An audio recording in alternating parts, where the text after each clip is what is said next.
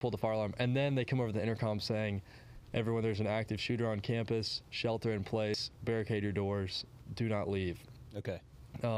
They say it's in the vicinity of the student union, which is adjacent to where we are. It's Really? across a small green. Okay. And so right in that moment, like, it is a lot of adrenaline, like a huge spike of adrenaline over everything. So I remember jumping out of my seat and jumping over the desk to get to the door as fast as I could and start just throwing shit in front of the door. Was anybody else helping you, or is Yes, it just, so yes, there's some other students jumping? there was a lot of students. Where's your professor? Is he like cowtailing in the corner or something? Yes, he was actually. So he said, like, all right, let's get everything we can to block the door, and then as soon as we do that, he said, all right, is there some young men who are willing to block the 2 doors and jump on an attacker if someone does come into the room? Oh, so he's like, get ready. Wow. So He's is like, he an older guy? No, he's not. He's a young guy. He's a Brazilian immigrant who just got his green card during the semester. So he's super new to the United States. Okay, so he just maybe didn't know what to do, or he knew what to do.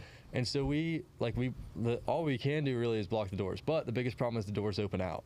So blocking the doors. So you're just trying to block it for to slow somebody down. Stacking stuff. And the problem was all the desks were bolted to the ground, all the chairs. So we didn't have anything to actually block the doors with. We only had So have you seen these things where they're talking about like new tools on like Instagram or something? Yeah. You see a reel where it's like you shove it down in the ground and it like they'll show police trying to kick in a school door, and it's like you have none of that. We don't have any of that, and like I said, the doors open out. So there's nothing you can do to put in front of the door or to jam the door from it opening. Yeah. And so then it came down to, all right, well, if somebody comes in, like, there needs to be some guys that are willing to stop this person. Mm-hmm. And myself and a few other guys were like, absolutely, like, I'm 100% willing to do that. Okay. And so I stood on one door and I held my hand on the door handle, like, so you're holding the holding the door and like peering at an angle out the window to see if anybody's coming.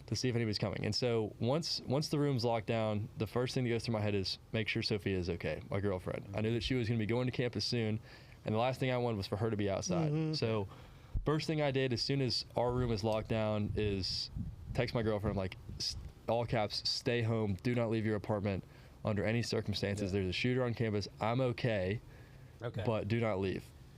Did you see the guy come in at all? No, there was no windows to the outside. Okay. So let me back up a little bit. So once we had our room locked down, everything was super quiet and dark, and I can hear outside pop, pop, pop, pop, pop. Really?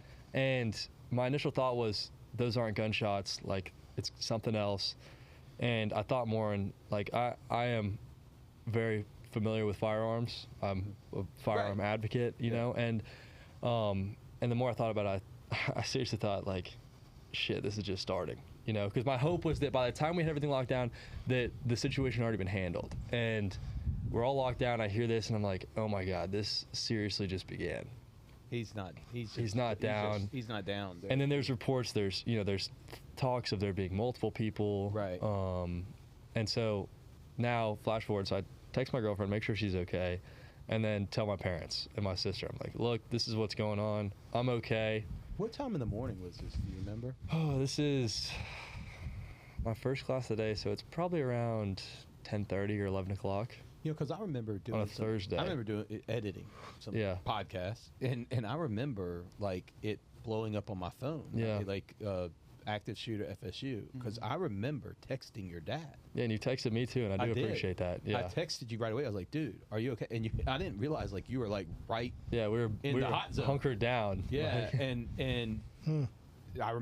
I can't remember who. If you texted me later, I do, but I think your dad. I texted. Oh yeah, I think I was blowing you up too. Yeah, we were all like. And I didn't think to text him. Yeah. Oh, because I'm. Well, and I did, and I was concerned. It's a big school. Yeah, I don't know. It's a big school. It's a big school. I'm just going to text him. And I remember your dad though was like, I've heard from Matthew. He's fine. Yeah, he's okay right now. Or he's okay. So that was kind of the order of operations in my mind was, number one, get my room straight. Yeah. Number two, make sure my girlfriend's not coming to campus. And number three, let my parents know, because I know that by now everybody's heard about it. Like within minutes, everyone had heard about Social media, internet, everything goes internet quick. had gone crazy. Yeah, so quick. fast. It was super quick. Yeah, because you're saying 10:30. I feel like I was probably like 10 o'clock or something. Within minutes before, like right after I knew what was happening, I was getting texts from people who weren't on campus, people that weren't even in the same state as me, that were texting, asking if I was okay, asking what was happening, and I was like, I'm good. I have no idea what the hell is happening right now. Right. And so then we just kind of waited. You know, I stood in front of. So you heard like the actual shot, like 3 shots. We could hear several shots in the beginning. How close did he get into? Because I know he came into buildings. Yeah. So the first building he went into was the Florida State Student Union. Yeah. And that was where the 2 people that died were shot. And then after he moved from the Student Union into a green space between HCB, which is the building I was in, and the Student Union. Okay. And that's where. So he's like right outside your classroom. Yeah, so that's where other people were injured. Thankfully, no students were killed in the process. You know, there were 2 staff members that unfortunately lost their lives. Absolutely terrible. But thankfully, nobody else. No students were killed.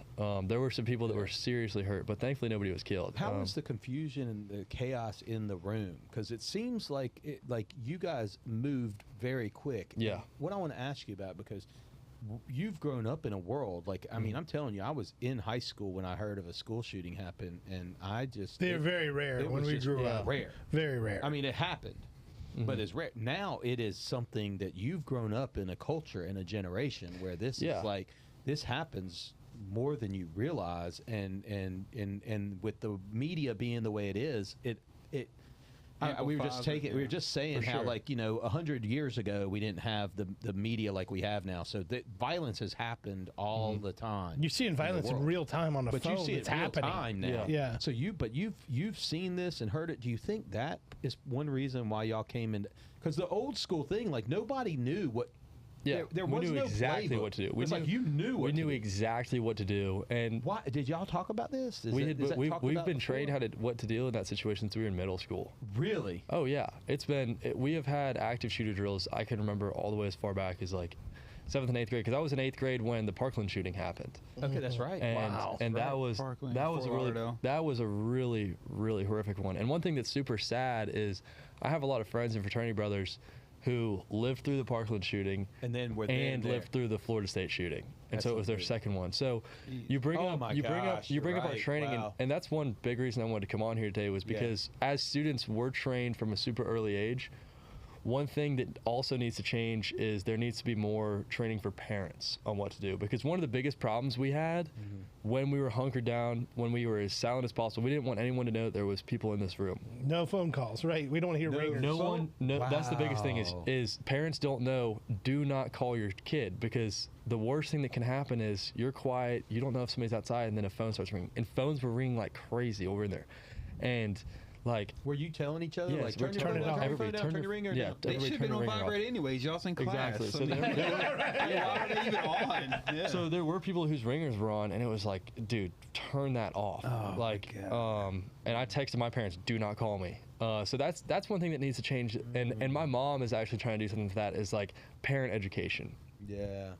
You know, but you want to know how your kid is. So of course, you think text is great. Yeah. But it still has a ding. Yeah, but I mean, like one ding. It's one ding. It's a vibration. It's not a loud, succession of rings. You know, and so that's one thing that. So if you have active shooter happening, as a parent, and if as crazy as this sounds, because I know you want to hear your kid's voice immediately. The safest thing they can do is text. Do not. By the way, I just want to say again, it is absolutely ludicrous and bonkers that we should even be talking about this. For sure. It is absolutely, it honestly breaks my heart that we live in a world that people, kids and students, even in college, are going to a place that should be safe, education center, bettering themselves, and that we even have to deal with this. We're in a broken world. I wish I had explanations for it, but I hate we're even having to have this conversation. Exactly, and I'm so thankful for the Florida State and the Tallahassee Police Department. Both of them did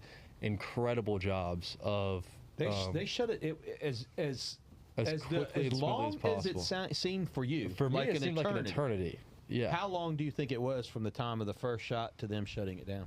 Oh, realistically. And he moved. He was moving through campus. So probably, I would say between 5 and 10 minutes. I would say.